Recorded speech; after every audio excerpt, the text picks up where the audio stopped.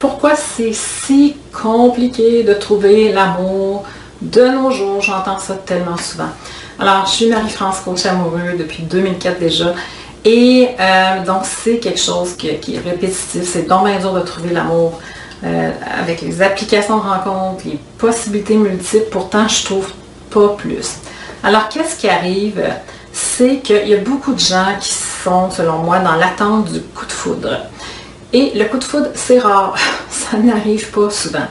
Surtout quand on a plus 20 ans. Ça peut prendre plus, même pas, ça risque de prendre plus qu'au moins une fois de rencontrer une personne, d'avoir une date, pour savoir si on peut développer des sentiments avec une personne. Alors évidemment, quand on a de l'attirance physique, bien sûr, ce que je dis aux gens, donnez donc une deuxième chance pour une deuxième date si vous, moindrement vous sentez qu'il y a des affinités puis ça coule les dents, ça bloque complètement, on ne donne pas une deuxième chance, mais si vous êtes dans l'incertitude, ben, sachez que ça va prendre peut-être une deuxième date, là ça clique plus, une troisième, etc.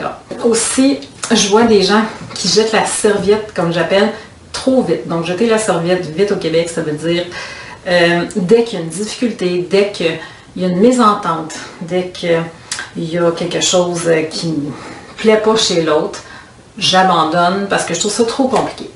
Et que c'est compliqué. Je veux rien de compliqué. Donc, les relations, ça demande des ajustements, ça demande des compromis, ça demande d'ouverture, c'est le cœur. Donc, il faut que on ouvre son cœur à la personne pour pouvoir développer la relation. Ça a l'air cliché, mais c'est vrai. Fait quand on dit c'est compliqué, eh bien, si vous trouvez ça trop compliqué, ça veut dire que vous n'êtes peut-être pas prêt à être en relation parce que ça demande des ajustements, d'être avec la personne et de pouvoir faire certains compromis. Alors, si vous avez beaucoup d'attentes, une grande liste, avec énormément de critères, ceux du bas, là, il y a des bonnes chances qu'ils ne soient pas remplis. C'est souvent trop demandé à l'autre. Regardez c'est quoi qui est fondamental pour vous. C'est quoi les valeurs qui sont importantes pour vous. Qu'est-ce que vous voulez vivre dans votre futur avec une personne. C'est probablement les choses qui devraient être considérées en premier au niveau de vos attentes. Puis regardez aussi qu'est-ce que vous avez à offrir à l'autre. Parce que souvent, je vois des gens qui ont beaucoup d'attentes, mais ils ne regardent pas aussi qu'est-ce que moi je peux donner à la personne. Les attentes, mesdames, surtout, là, je vous dis ça, les hommes ne sont pas toujours super attentionnés comme vous aimeriez. Qu'ils soient, oui, c'est le fun de recevoir des petits textos, des petites marques d'attention ici et là. C'est pas tous les hommes qui sont comme ça, puis ça ne veut pas dire qu'on vous aime pas. Alors, diminuez vos attentes dans ce sens-là de toujours attendre un petit texto, comment ça va, comment était ta journée.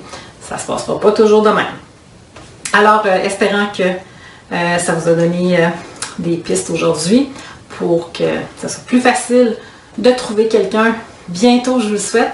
Et si vous avez le goût d'avoir mon assistance pour améliorer votre vie amoureuse, alors je vous invite à faire l'essai gratuit que j'offre à des personnes à chaque semaine qui veulent faire un coaching. Donc, ça se passe avec moi par téléphone, par Skype ou en personne.